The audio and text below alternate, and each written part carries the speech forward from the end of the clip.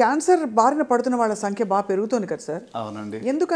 ఎందువల్ల అంటే దాన్ని మనం నివారించలేకపోతున్నాం ఎక్కడ కూడా? క్యాన్సర్ సంఖ్య ప్రత్యేకంగా మీరు ఇటీవల మీడియాలో కూడా చూస్తే India will be the capital of cancer అని చెప్పి అంటూ ఉన్నారు. అంటే ప్రత్యేకంగా రొమ్ము క్యాన్సర్ కానివ్వండి, లేకుంటే గర్భాశయపు ముఖద్వారపు క్యాన్సర్ కానివ్వండి, నోటి క్యాన్సర్సు, లంగ్ క్యాన్సర్సు, ఈ సంఖ్య ఇటీవల బాగా పెరుగుతూ ఉంది. సో కారణం ఏంటంటే లో అండ్ మిడిల్ ఇన్కమ్ కంట్రీస్లో అవేర్నెస్ తక్కువగా ఉంది, అర్లీ డిటెక్షన్కి మన దగ్గర ఫెసిలిటీస్ లేవు. ఇది మెయిన్ కదా సార్. సో ప్రివెంటివ్ స్ట్రాటజీ కూడా మన దగ్గర పెద్దగా లేదు. సో దానివల్ల నంబర్ ఆఫ్ కేసెస్ అనేది ఇటీవల బాగా పెరుగుతూ ఉంది. అంటే బహుశా కమ్యూనిటీ లెవెల్లో మనం దీన్ని అడ్రస్ చేయట్లేదేమో అనిపిస్తుంది సార్. తప్పకుండా. అంటే మీరు అన్నారు కదా క్యాన్సర్ సంఖ్య ఎందుకు పెరుగుతుందంటే మన life style is one reason I can say అండి. ఇప్పుడు మన చిన్నప్పటికీ ఇప్పటికి చూస్తే మన జీవనశైలి చాలా వరకు మారిపోయింది. The food that you eat, the air that you breath, మనం పీల్చుకునే గాలి కానివ్వండి, తినే ఆహారం కానివ్వండి, లేకుంటే త్రాగే నీళ్లు కానివ్వండి, అంతా కూడా కలుషితం అయిపోయింది. Even the mental health, stress level చాలా పెరిగిపోయినాము. పరిగెడతా ఉన్నాం అంటే మనసులో ఒక ప్రశాంతత అనేది లేదు. ఎంత గొప్పగా చెప్పారు సార్. ఈ మాట మాత్రం చెప్పగానే ఐ థింక్ చాలామంది కదిలిపోతారు.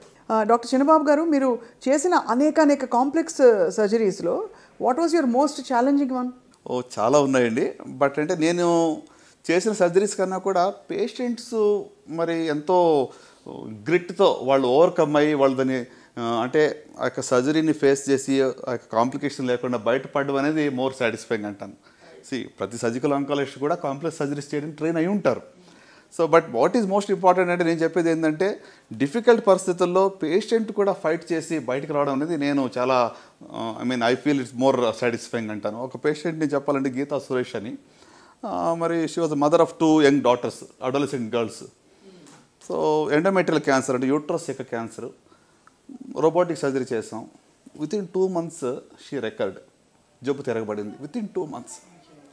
ఎంత అంటే నాకు నిరుత్సాహం, అరే ఏంటి ఇంత మంచి ఆపరేషన్ చేస్తాం, బాగుంది, అంతా చక్కగా అయిపోయింది అనుకుంటే జబ్బు తిరగబడింది ఏంటి అని చెప్పి చాలా మళ్ళీ బయాప్సీ చేస్తాం. Prove turn out to be ఇంకా మెటాస్టాటిక్ డిసీజ్ అంటామంటే అన్ని చోట్లకి పాకిన జబ్బు.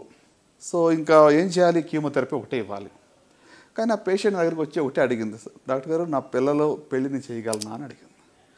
నేను ఒకటే చెప్పాను, నీకు విల్ పవర్ ఉండి నువ్వు హృదయంలో అంటే in your heart if you decide that you will beat this disease, నీ వల్ల నీకు సాధ్యమవుతుంది, మా వల్ల వీ హ్యావ్ ఫెయిల్డ్, కానీ నువ్వు సాధించగలవు అని చెప్పాను ఆమెకు.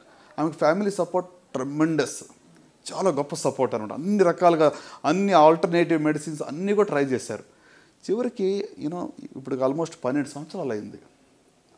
ఆమె కీమో కూడా మానేసినా కూడా she has beaten the disease. అంటే మేము 4వ స్టేజ్లో కంప్లీట్గా క్యూర్ అని చెప్పము. అలాంటిది today she is totally disease free. Amazing sir. అంటే it is not about just what I did, నేను చేసిన దాన్ని మాత్రమే కాకుండా పేషెంట్స్ కూడా ఆ యొక్క విల్ పవర్తో, ఆ యొక్క స్ట్రాంగ్ హోప్తో వాళ్ళు ఫైట్ చేస్తే ఖచ్చితంగా చాలాసార్లు రిజల్ట్ అనేది పాజిటివ్గానే ఉంటుంది. ఐ డోంట్ సే అంటే నేను ప్రతి పేషెంట్ కూడా 100% నయమైపోతారు, ఎవరికి జబ్బు రాదు, లేకుంటే క్యాన్సర్ అనేది ఇంకా అసలు it won't take away life అని నేను చెప్పట్లేదు. Not all cases are successful, right? But at the same time there is hope which is real.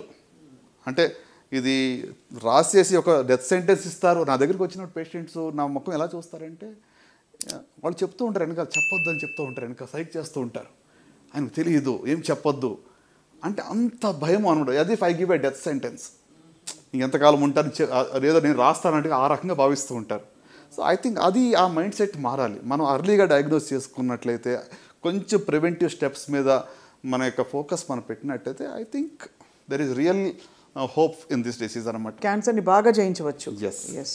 So obviously ఇప్పుడు కామన్ నాలెడ్జ్గా చాలామందికి ఇప్పుడు తెలిసిపోయింది సార్, ఒకటి సర్జికల్, ఇంకోటి కీమోథెరపీ, ఇంకోటి రేడియేషన్ ట్రీట్మెంట్స్ ఉంటాయి క్యాన్సర్కి అని చెప్పి.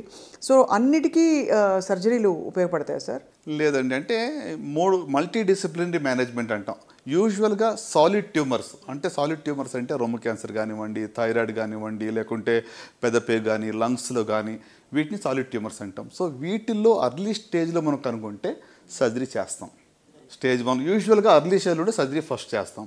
సో ఒకవేళ జబ్బు లోకల్గా అడ్వాన్స్ అయినట్లయితే, లింఫ్ నోడ్స్ కానీ పాకినట్లయితే ఫస్ట్ కీమోథెరపీ ఇచ్చి దాన్ని డౌన్ స్టేజ్ చేసి తర్వాత సర్జరీ చేస్తాం. ఇన్ని వందల వేల సర్జరీలు చేసి ఇంత కీర్తి ప్రతిష్టలు మీకు, మొన్న కూడా ద్రౌపది ముర్ము గారితో, మీ ప్రెసిడెంట్ గారితో మీ ఫోటో చూసాం sir. It must be so fulfilling for you. అవునా, అంటే కమ్యూనిటీ వర్క్ అనేది కూడా I feel it's very close to my heart అండి. ఆ లెగసీ అనేది మా అమ్మ నుంచి నాకు వచ్చింది. అంటే she was a social worker. మా ఊర్లో ఎవరికి హాస్పిటల్కి ఎవరిని తీసుకుని వెళ్ళాలంటే తనే తీసుకుని వెళ్ళేది. కర్ణాటకలో వాళ్ళ కన్నడ లాంగ్వేజ్ వచ్చేది కాదు, తెలుగు వాళ్ళంతా అక్కడ సెటిల్ అయ్యారు కాబట్టి ఆమె కన్నడ వచ్చేది తీసుకుపోయేస్తాను. సో ఆ లెగసీ నాకు పాస్ ఆన్ చేసేదేమని అనుకుంటూ ఉంటాను.